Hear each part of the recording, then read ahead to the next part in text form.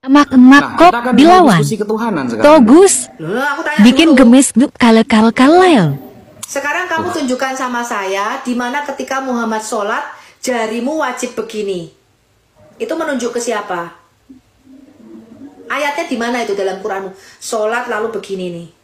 Apakah semuanya harus tertulis di Quran?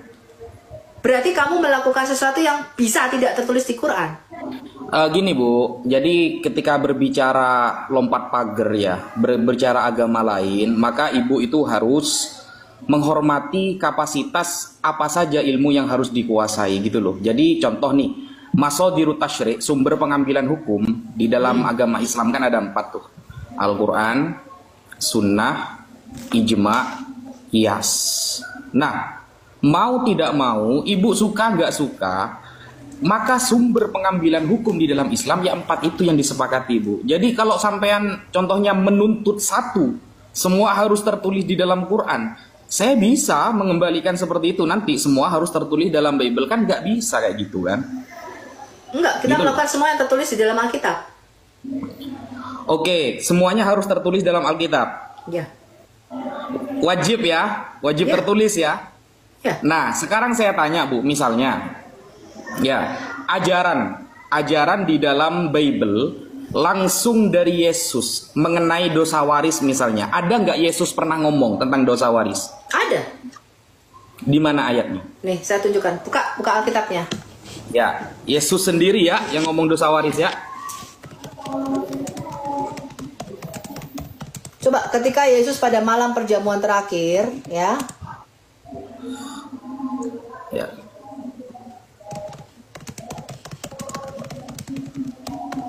Oke.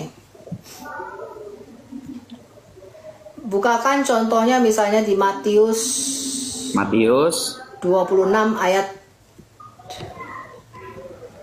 tepatnya ayat 28 ya, tapi kita lihat dari ayat perjamuan malam 26 terakhir. ayat. Matius 26 ayat berapa Bu? 26 ayat 26, mulai ayat 26 sampai dengan 29. Kemudian ada juga ini. Ada juga di sini. Satu aja dulu, jangan banyak-banyak Bu. Saya bukanya nggak bisa cepet ini. Yang mana ini? Yesus sendiri mengabarkan tentang adanya ajaran dosa waris. Bukan dosa waris, dosa asal. Ya, gimana? Tadi Matius 26 mulai ayat 26 sampai dengan 28. Coba baca. Dan ketika mereka sedang makan, Yesus mengambil roti, mengucap berkat, memecah-mecahkannya, lalu memberikannya kepada murid-muridnya dan berkata, ambillah, makanlah ini, inilah tubuhku. Sesudah itu mengambil cawan, mengucap syukur, lalu memberikannya kepada mereka dan berkata, minumlah kamu semua dari cawan ini. Mana Bu? Nah, terus baca dulu sampai ayat 28. Sebab inilah darahku, darah perjanjian yang ditumpahkan bagi banyak orang untuk pengampunan dosa. Oke. Akan tetapi aku berkata kepadamu, mulai dari sekarang aku tidak akan minum lagi hasil pokok anggur ini sampai pada hari aku meminumnya, yaitu yang baru bersama-sama dengan kamu dalam kerajaan Bapakku. Dosa asalnya warisnya mana? Loh, sekarang saya tanya, yang bisa menebus dosa banyak orang itu harus orang yang tidak berdosa, betul? Di dalam perjanjian lama.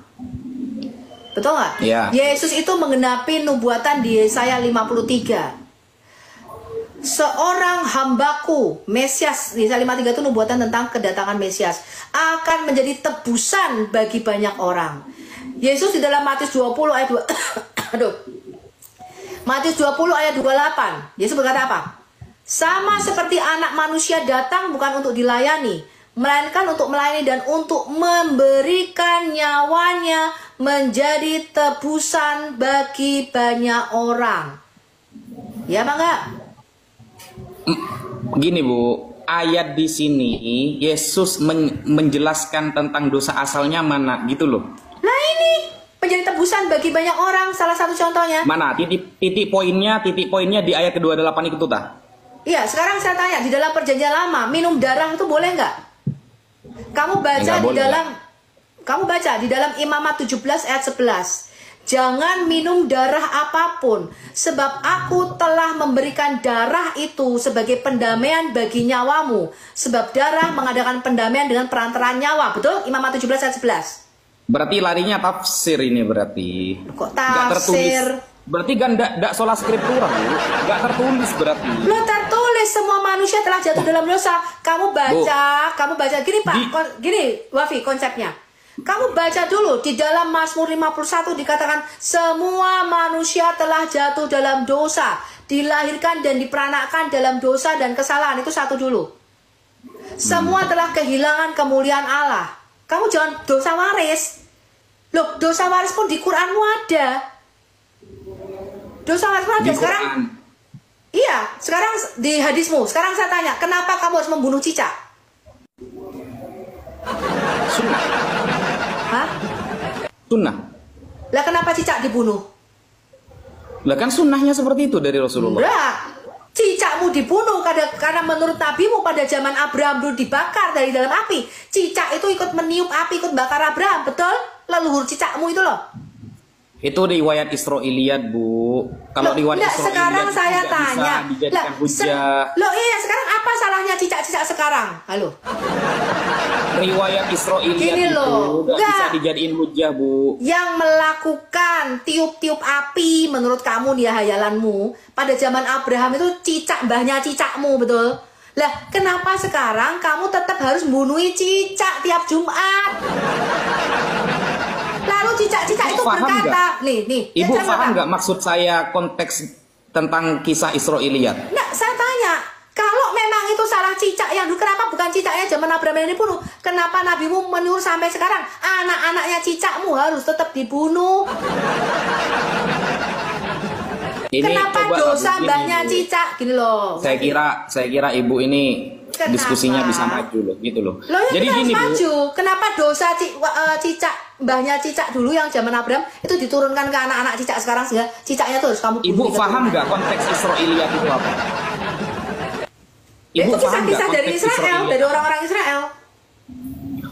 Bukan gini, konteks Israiliyat itu adalah riwayat yang datang dari kaum-kaum sebelum Islam umum, Bu ya. Nah, ketika riwayat itu datang, maka apa kata Nabi Muhammad? La nusaddiq wa la nukadzib.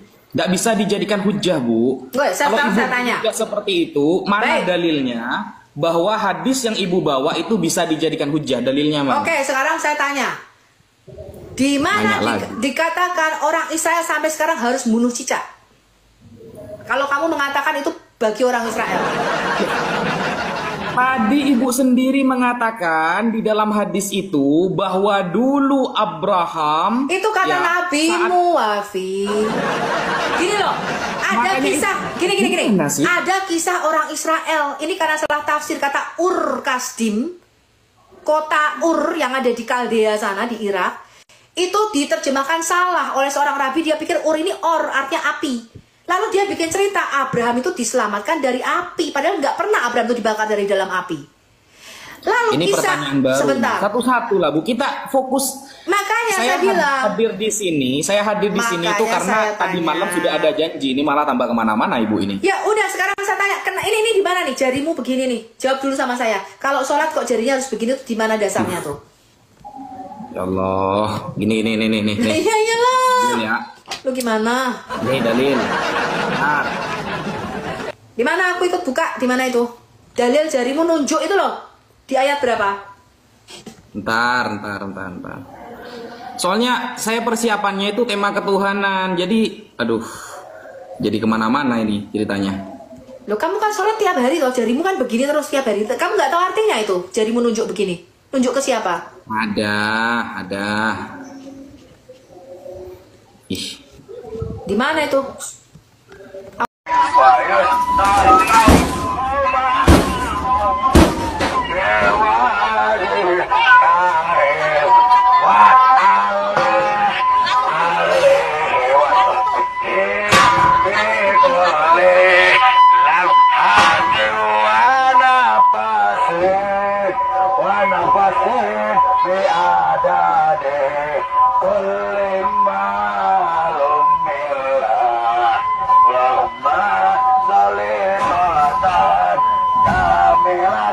Wa